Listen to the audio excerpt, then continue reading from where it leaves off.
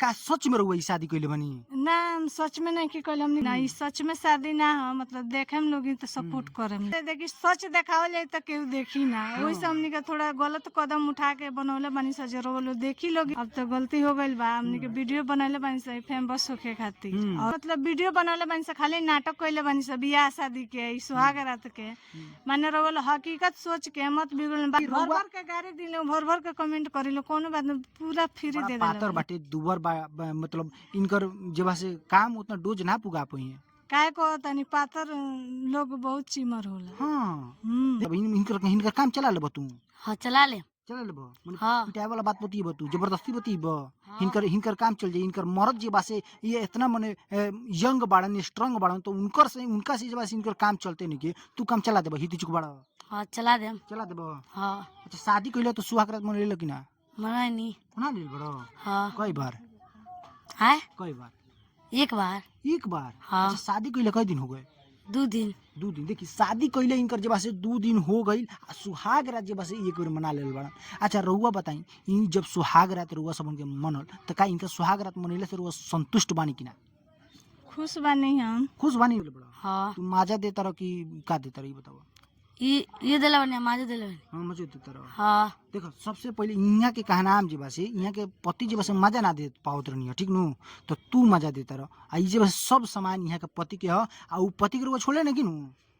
उहाँ का छोड़ देला बनी अब। हां छोड़ देला से ना बतियाई ना हम। हां तो मने रउआ लागता है हित चुक लइका बाटे जोन बाटे राउर खर्च चला सकताटे। अरे उ चली चाहे ना चली, वैसे रउआ का करे के बा? हां हमरा कुछ नहीं के करे ना, बाकी समाज में जेबा से गंदा संदेश जाता, मैसेज जाता कि ये देखी छोट बच्चा से राउर उम्र कितना बा?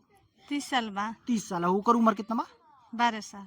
30 साल के मेहरारू जेबा से ई 12 साल के लड़का से शादी कर ले बड़ी। काहे? ई जिस्म के भूखा बा लोग, जिस्म के प्यासा बा लोग, जेबा से इनकर जिस्म के जेबा से प्यास जोन बानू इनका पति ना बुझा पावत रहन, ओसे ई 12 साल के लड़का जोन के बा ई बियाह कइले बा। आ ई सब शौक जेबा से पूरा करताटे, कहता कि सुहाग रात मनैनी ह, बाकी उ सुहाग रात से जेबा से ई बहुत संतुष्ट और खुश बाड़ी।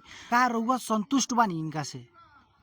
अब हो गइल बा तो बुझी जो संतुष्ट बानी। संतुष्ट बानी नु? का पता कहीं इनका से संतुष्ट ना होके हम कहीं फिर दूसर जगह करे के पड़ जाए? ना कहीं ना करे, नहीं नु करे के बाटे। यहाँ से कइले बानी तब कहीं ना। हाँ, तो बाकी तो बड़ा पातर बाटे दुबर मतलब इनकर जेबा से काम उतना डोज ना पुगा पई है। काय को तनी पातर लोग बहुत चिमर होला। हां देखी भले ही पातर बानी, छोट बाड़े, गाना आजकल जब पत्थरी बलम बड़ा मजेदार होला। हां बाड़न देखी पातर बलमुआ बेकी बड़ा मजा इनका के देले बड़े। साफ सुहाग रात के दिन इनका संतुष्ट और खुश कर देले बड़े।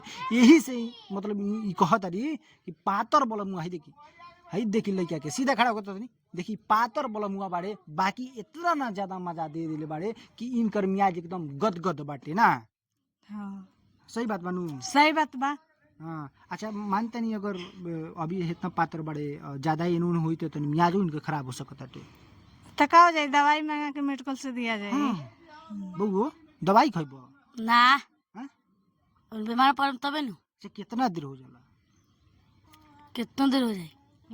ई सब बतावे वाली बात जे बता दिए। से बतावे वाला नहीं के कदी हमनी के जानता नहीं सा। हमनी जानते हैं सा। अच्छा ठीक बा, माने कम अगर हो तो दवाई मंगा ली है, काहे कि दवाई जेबा से सेट करी बढ़िया से तोहरा। बाकी रउआ सब इनका ये लोग के बारे में का सोचतानी अपन प्रतिक्रिया जेबा से कमेंट बॉक्स में जरूर देम। बाकी यहाँ लोग से जाने के प्रयास करतानी आखिर ये लोग के जेबा से चैनल के नाम बा का हनु? का चैनल के नाम बा हो? RDX सीमा ब्लॉग। RDX सीमा ब्लॉग्स ना?